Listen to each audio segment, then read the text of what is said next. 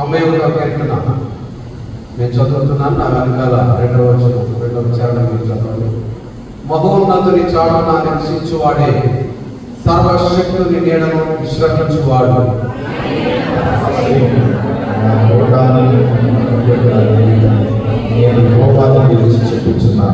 వేటగాళ్ళలో నుండి ఆయన నిన్ను విడిపించును, నాశనకరమైన తెగులు రాకుండా నిన్ను రక్షించు.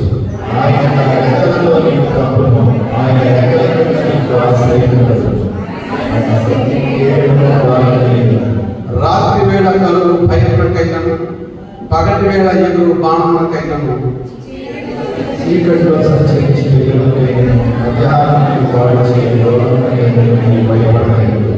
నీ ప్రక్కన 1000 మంది పడినను, నీ కుడి ప్రక్కన 10,000 మంది కూలినను అపాయం నీ వద్దకు రాదు.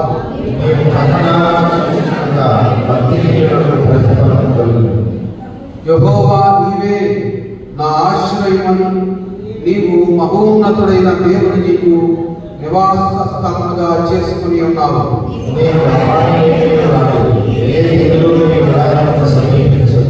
నీ మార్గములన్నిటిలో నిన్ను కాపాడుటకు ఆయన నిన్ను గూర్చి తన దూతలకు ఆజ్ఞాపించును.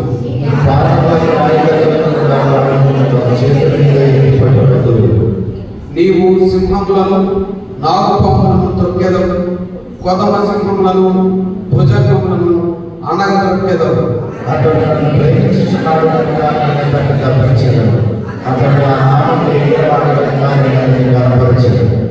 నాకు మొరపెట్టగా నేను అతనికి ఉత్తరమిచ్చేదను, శ్రమలో నేను అతనికి తోడై ఉండేదను, అతని విడిపించి అతని గొప్ప చేసేదను. చివరి వచ్చిన అందరం కలిసి చదువుకుందాం. నా రక్షణ అతనికి చూపించేదను. హల్లెలూయా. దయచేసి కూర్చోండి అందరూ. హల్లెలూయా. కొద్ది నిమిషాలు మన వాక్యము ధ్యానం చేసుకుందాం.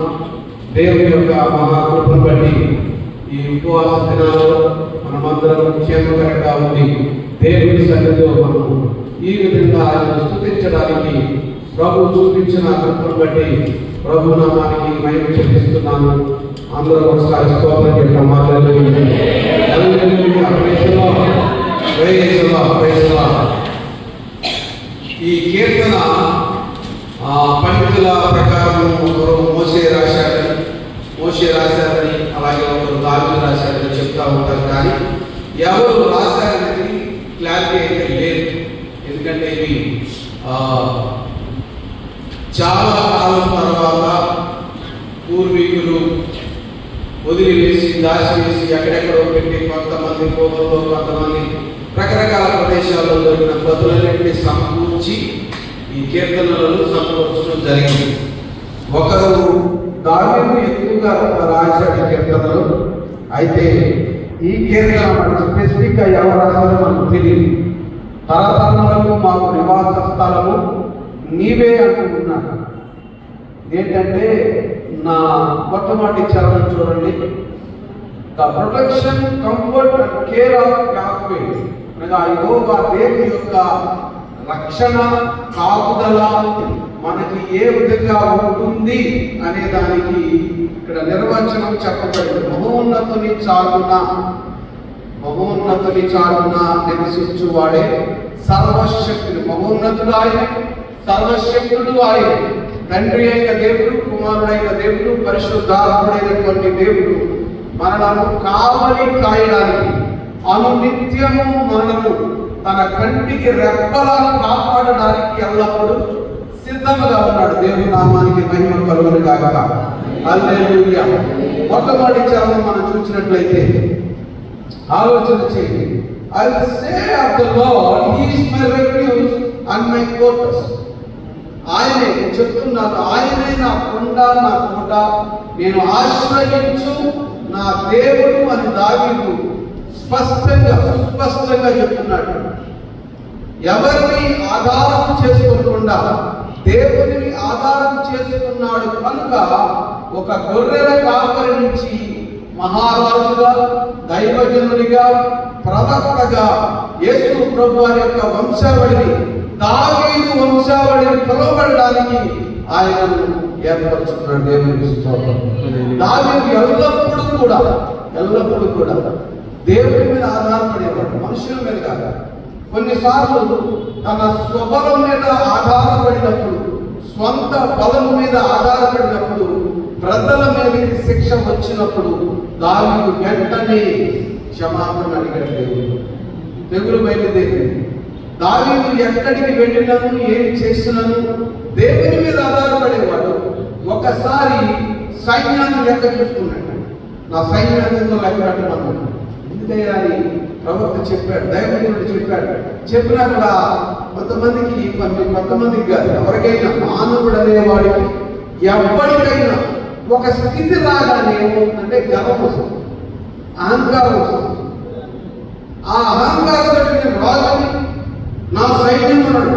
దేవుడిని తనకు రాజుగా చేస్తున్నటువంటి దావీదే నేను రాజుని దేవుడి కాలనుకున్న క్షణాన వెంటనే ఏమైపోయిందంటే ఆ సైన్యంలో, ఆ జనాంగంలో తెగులు మొదలైంది. ఎవరినైతే ఆధారం చేసుకున్నాడో వాళ్ళందరూ కూడా లయమైపోవడం ప్రారంభించారు. ఎప్పుడు కూడా తన స్వబుద్ధిని, నా కుమారుడా నీ స్వబుద్ధిని ఆధారం చేసుకొనక, మన స్వబుద్ధిని ఆధారం చేసుకొనకుండా మనకు బుద్ధినిచ్చిన, మనకు జ్ఞానం ఇచ్చిన, మనకు తెలివినిచ్చిన, మనకు జీవితాన్ని ఇచ్చిన, మనకు ప్రాణం ఇచ్చిన, మనకు మన సొంత ఊపిరినిచ్చిన దేవుణ్ణి మనం ఆధారం చేసుకోవాలి. ఆమె హల్లెలూయా. ఉదాహరణకి బాగా చదివేవాడు ఉంటాడు, నేను చదువుతున్నా అంటే తక్కువని పడితే ఆ తెలివిని, ఆ జ్ఞానాన్ని ఇచ్చేటువంటి దేవుడు గొప్పవాడు. దేవుడు నాకు ఆ తెలివిని, ఆ జ్ఞానాన్ని ఇస్తున్నాడు కాబట్టి నేను ఈ విధంగా చదవగలుగుతున్నాను అనేటువంటి స్థితి ఆ చదివే బిడ్డలో కూడా ఉండాలి. దేవుడికి స్తోత్రం. హల్లెలూయా. ఉద్యోగం చేస్తాడు, నాకు ఎంత పెద్ద ఉద్యోగం తెలుసా, ఆయన ఎవరినో తెలుసా అంటారు. అక్కడ దాకా నేను హెచ్చించిన వాడెవడు, అక్కడ దాకా నేను తీసుకుని వెళ్ళిన వాడెవడు. ఇది మర్చిపోకూడదు జీవితంలో. కృతజ్ఞత కలిగి ఉండాలి. దావీదు కృతజ్ఞత కలిగి ఉన్నాడు. అందుకనే 3వ అధ్యాయంలో వేటగాళ్ళలో నుండి ఆయన నిన్ను విడిపించు, నాశనకరమైన తెగులు రాకుండా నిన్ను రక్షించు. సంవత్సరానికి ఎన్నిసార్లు హాస్పిటల్స్ పరిగెడుతున్నాను, ఎన్నిసార్లు దేవునికి ఇవ్వకుండా ఉండేవాడు పరిగెడతానే ఉంటారు. అంటే నీ హృదయాన్ని, నీ మనసును, నీ శరీరాన్ని, అదేవిధంగా దేవుడు నీకు ఇచ్చినటువంటి ధనాన్ని కూడా దేవుడికి ఇవ్వాలి. దశభాగం ఎంతమంది ఇస్తున్నారు నాకు తెలియదు, చెప్తున్నాను. దేవుడికి సంపూర్ణంగా సమర్పించుకోవడం అంటే అదే. ఏం జరుగుతుంది, మీరు ఎలా ఉన్నారో నాకు అనవసరం, కానీ నేను దేవుడి యొక్క వాక్య ప్రకారం చెప్తున్నాను. మీ సమయాన్ని దశభాగం డబ్బు గురించి మాట్లాడాలి. మీ సమయం దశభాగం 2 గంటల 40 నిమిషాలు దేవుడికి మీరు ఇవ్వకపోతే ఎక్కువ సమయం ఉంది. పురాతన కాలంలో ఎన్ని సంవత్సరాలు బ్రతికేరు అందరూ? వందల సంవత్సరాలు బ్రతుకుతున్నారు. జపాన్ దేశంలో, చైనా దేశంలో, అమెరికా దేశంలో 90 సంవత్సరాలు, 100 సంవత్సరాలు, 120 సంవత్సరాలు. ఆఫ్రికా దేశంలో మనం ఒక ఆవిడ 140 సంవత్సరాలు బ్రతికే ఉంటుంది. ఆవిడ ఏం చెప్తుందో తెలుసా? నేను నా సమయాన్ని ఎక్కువగా దేవుడికి ఇస్తాను. 324 గంటల సమయం ఇచ్చాడు దేవుడు మనకి. 2 గంటల 40 నిమిషాలు దశంభాగం. ఈ దశంభాగం సమయం దేవుడికి మనం ఇస్తే దేవుడు మన ఆయుష్ను పొడిగిస్తాడు. మనవరాలను, ఆ ముని మనవలను కూడా చూసే వయసిస్తాడు. దేవుడికి ఇస్తాడు.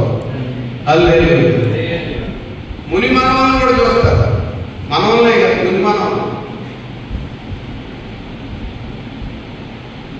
మైకేల్ జాక్సన్ అనేటువంటి వాడు 150 సంవత్సరాలు బ్రతకాలనుకున్నాడు. 150 సంవత్సరాలు దేవుని ఆధారం చేసుకోకుండా అని చెప్పారు. 150 సంవత్సరాలు బ్రతకాలి కాబట్టి కన్ను పోతే కన్ను ఇచ్చేవాడిని, కిడ్నీ పోతే కిడ్నీ ఇచ్చేవాడిని, గుండె పోతే గుండె ఇచ్చేవాడిని, ఏది పోతే ఏ అవయవం పోతే అవయవాలు ఇచ్చేవాడిని. ఒక 100 మందిని తయారు చేసుకున్నాడు. వాళ్ళు ఏం చేయగలరు? తినడం తిరగలరు. వాళ్ళకి మంచి ఫుడ్, వీడు ఏ ఫుడ్ తిన్నాడో వాడు ఆ ఫుడ్ పెట్టి వాడు క్యాన్సర్లో పెట్టుకున్నాడు. అందరూ 50 సంవత్సరాల మంది పోయాడు. అంటే ఎవరిని ఆధారం చేసుకున్నాడు? అసలు ఏ స్థితి? సో మైకేల్ జాక్సన్ వాడి స్థితి ఏంటి? వాడు వాళ్ళ నాన్న తాగి మైకేల్ జాక్సన్ ని ఇష్టానుసారంగా కొట్టేవాడు. నేను డబ్బులు ఇస్తున్నాను అడుగుని అడుగుని అడుగుని డబ్బులు ఇస్తున్నా కొట్టేవాడు. భయంకరమైనటువంటి హింస టార్చర్ అనుభవించాడు తన జీవితంలో చిన్నతనం. అలాగా కొట్టి కొట్టి కాళ్ళు వాడి డ్యాన్స్ వేసి డబ్బులు అడుగుని తీసుకొచ్చి దగ్గరికి ఇచ్చేవాడు. అది ఫేమస్ అయిపోయింది, అది ఒక పిచ్చి అయిపోయింది, అది ఒక వ్యసనం అయిపోయింది. మైకేల్ జాక్సన్ అనే వాడు వస్తాడంటే జనం కోసం చచ్చిపోయేవాడు. వాడిని చూడాలని వేల వేల కిలోమీటర్లు ప్రయాణం చేసేవాడు. వాడి ప్రోగ్రామ్ ఎక్కడైనా జరుగుతుంటే ఆ సిటీ మొత్తం కూడా ట్రాఫిక్ జామ్. ఏదైనా సరే లక్షల మంది వస్తారనుకుంటే 10 లక్షల మంది వచ్చేవాడు. వాడే ఒక దేవుడిగా తయారయ్యాడు. నేనే ఒక ప్రపంచాన్ని సృష్టించేస్తాను అనుకున్నాడు. ఆ చిన్నతనంలో దేవుడిని ఆరాధించి దేవా నన్ను కాపాడు, నన్ను రక్షించు, మా తండ్రి నుంచి నన్ను కాపాడు, నా తండ్రి నన్ను హింసిస్తూ ఉన్నాడు, నన్ను ఏదో విధంగా గొప్ప చేయమని వాడు ప్రార్థన చేస్తే దేవుడు ఏం చేసిన వాడిని ఆశీర్వదించాడు. ఆ వ్యక్తిని ఆశీర్వదించడానికి వాడు ఏమన్నాడంటే దేవుని చిత్తానుసారంగా జీవించినటువంటి వాడు ఎవరు కూడా దేవునికి దృష్టిలో గౌరవించదగిన వాడు కాదు నా దృష్టిలో. ఏమైనా అనుకుంటున్నాడు అంటే దేవుడు ఆ వ్యక్తిని ఎంతగా హెచ్చించినటువంటి దేవుడిని మర్చిపోయి, ఆయుష్ని పెంచే దేవుడిని మర్చిపోయి, తనకి ఐశ్వర్యాన్ని ఇచ్చినటువంటి దేవుడిని మర్చిపోయి నేనే ప్రారంభించాడు. అంత గొప్ప వ్యక్తి సొంత జనుల చేతిలోనే చనిపోయాడు. దేవుడు దానికి ఇచ్చిన రూపాన్ని కూడా మార్చేయాలనుకున్నాడు. దేవుడు నాకు ఇటువంటి రూపం ఇచ్చాడు, ఈ రూపాన్ని మార్చేస్తాను, దేవుడి సృష్టికి ప్రతి సృష్టి చేసుకుంటానని చెప్పి ముక్కుని ఆంతర్ని కాళ్ళని మార్చాలనుకున్నాడు. దేవుడు ఇచ్చిన దాన్ని తిరస్కరించాడు. తన స్వప్రయత్నంలో ఏమైపోయాడు? నాశనం. సొంత ప్రయత్నాలు ఏమి చేయదు. వేటకాని ఊరిలో నుండి ఆయన నన్ను హల్లెలూయా ప్రైజ్ ది లార్డ్.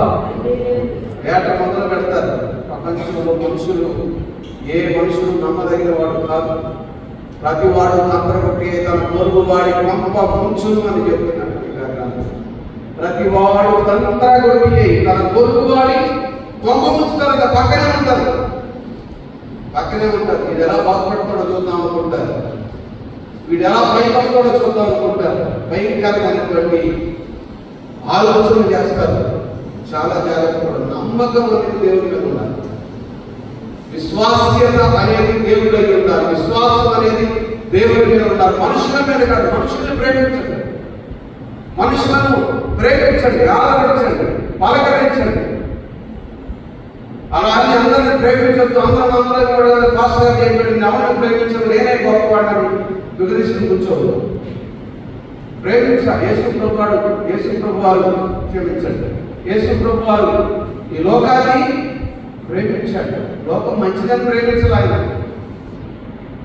ఈ లోకం మంచిదని ప్రేమించాలి ఆయన. లోకంలో మనుషులు మనం మంచివాళ్ళని ప్రేమించలేదు ఆయన. నరుల బుద్ధి ఎల్లప్పుడూ, నరుల ఊహ ఎల్లప్పుడూ చెడ్డది. ఎల్లప్పుడూ చెడ్డదే. మనిషి యొక్క ఊహ, మనిషి యొక్క హృదయం మోసకరమైనది, ఘోరమైన వ్యాధి కలిగి దీనిని బాగుపరచగలిగిన వాడెవడు? మనల్ని బాగుపరిచేవాడెవడంటే దేవుడు. ఏదైనా తప్ప మనల్ని బాగుపరచగలిగిన వాడు ఎవరు లేరు. హల్లెలూయా. 4వ వచనం, ఆయన తన రెక్కలతో నిన్ను కప్పును, ఆయన రెక్కల క్రింద నీకు ఆశ్రయము కలుగును. 5వ వచనం, రాత్రి వేళ కరుడు భయమునకైనను, పగటి వేళ ఎరువు బాణమునకైనను, చీకటిలో సంచరించు తెగులకైనను, మధ్యాహ్నమును పాడు చేయు రోగమునకైనను భయపడకూడదు. ఎర్రని ఎండలో ప్రయాణం చేయి. ఏమంటారు కత్తుడు? ఎండగా ఉన్నాయన తర్వాత ఎండలో వెళ్ళదంట. ఎండలో ఎందుకంటే ఆ సూర్య కిరణాలు డైరెక్ట్ గా మనిషి మీద పడితే మనిషి ఏమవుతాడు? చర్మ రోగాలు, నీరసం, రకరకాలైనటువంటి వ్యాధులు వస్తాయి. ఇంకా ఇప్పుడున్నటువంటి పొల్యూషన్ లెక్కల ప్రకారం అసలు మధ్యాహ్నం అడవిలో ఎండలోనే వెళ్ళకూడదు. అంత పొల్యూట్ అయిపోయింది ఈ ప్రపంచం అన్ని రకాలుగా. వాయు కాలుష్యం, శబ్ద కాలుష్యం, వాతావరణ కాలుష్యం అంతా కూడా మనుషుల మీద పడి మనుషుల్ని అనారోగ్యం పాలు చేస్తూ ఉన్నాయి. ప్రార్థన చేస్తే, దేవుడితో కలిసి దేవుడి యొక్క వాక్యాన్ని ధ్యానించి దేవుడి సన్నిధిలో గడిపితే దేవుడు ఏం చేస్తాడంటే జ్ఞానం ఇస్తాడు. ఏ టైంలో ఏది చెయ్యాలి, ఏ టైంలో ఎక్కడ ఉండాలి, ఏ టైంలో ఏ పని చెయ్యాలి, ఏ టైంలో కొంతమంది అనవసరంగా నిద్రపోతారు, నిద్ర రాగలేదు. కొంతమంది రకరకాల ప్రయత్నాలు, సొంత ప్రయత్నం చేస్తున్నారు. ఎందుకంటే ఈ జనం, నా ప్రజలు, నా జనులు జ్ఞానం లేకనే నశించిపోతున్నారు. జ్ఞానం లేక దేవుడికి ఎప్పుడైతే మనం సమయం ఇస్తున్నామో, దేవుడికి ఎప్పుడైతే మన జీవితాన్ని అంకితం చేసుకుంటామో, దేవుడు ఒక క్రమమైనటువంటి పద్ధతిలో మనల్ని నడిపిస్తాడు. దేవుడికి స్తోత్రం కలుగుతాడు. హల్లెలూయా.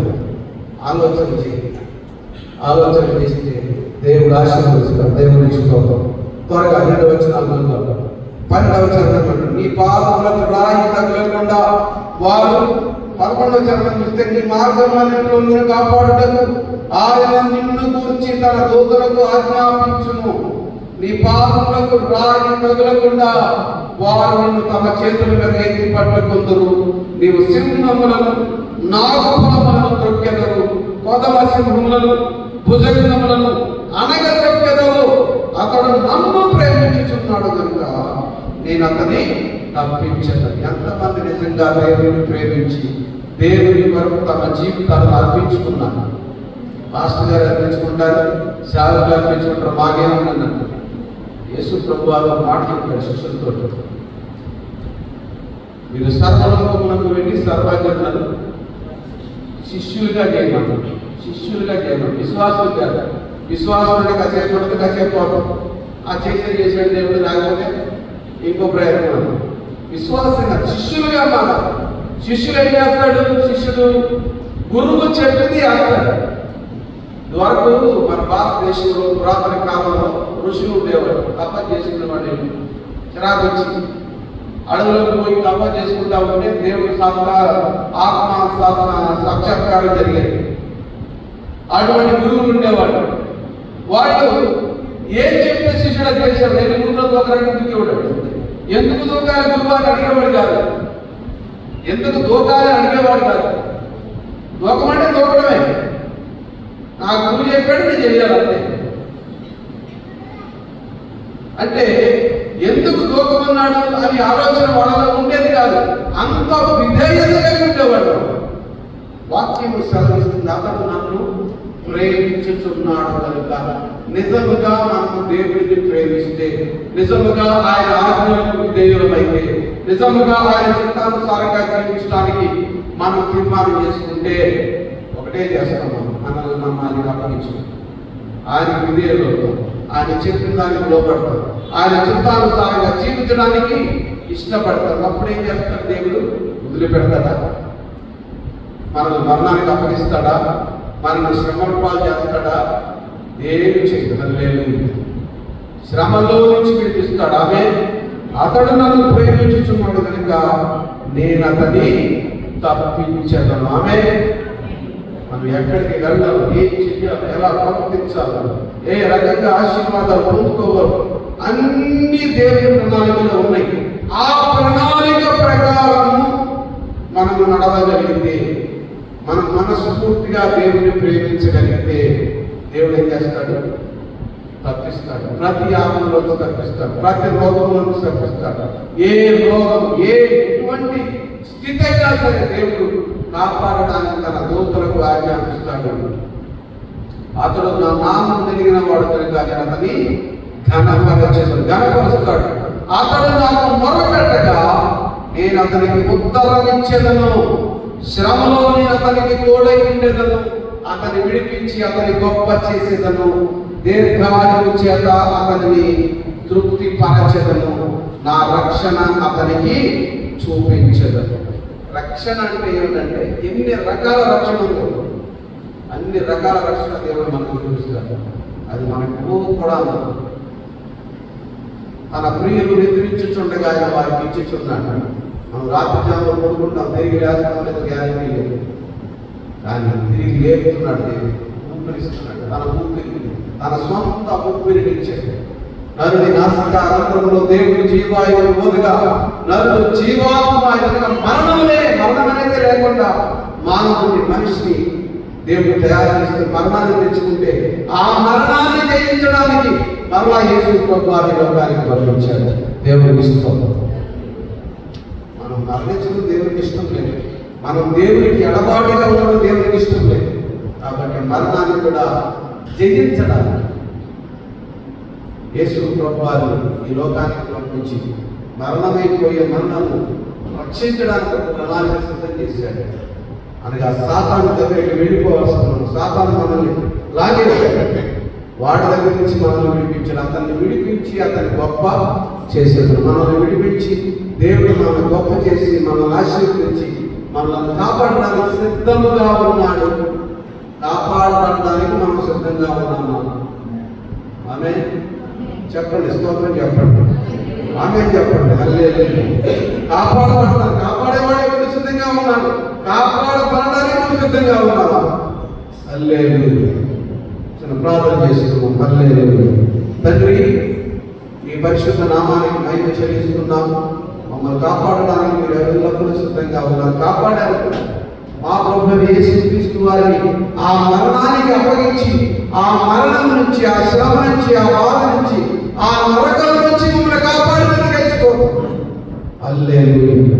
కృప చూపించినందుకే స్తోత్రం. మీ సన్నిధి కాంతిని, ప్రసన్నతను, కృపను, కనికరను ఎల్లకాలం మాకు తోడుగా వచ్చి మమ్మల్ని ఆదరించి నడిపిస్తున్నందుకే మీకు వందనాలు. మా ప్రభువు యేసుక్రీస్తు వారి పేరిట మీ సన్నిధిలో ఉన్న సహాయం చేయండి. పరిశుద్ధ ఆత్మ తోడుగా దయచేయండి. యేసుక్రీస్తు వారి నామమున అడిగిన మనములన్నీ పొంది ఉన్నాము తండ్రి. ఆమేన్. థాంక్యూ.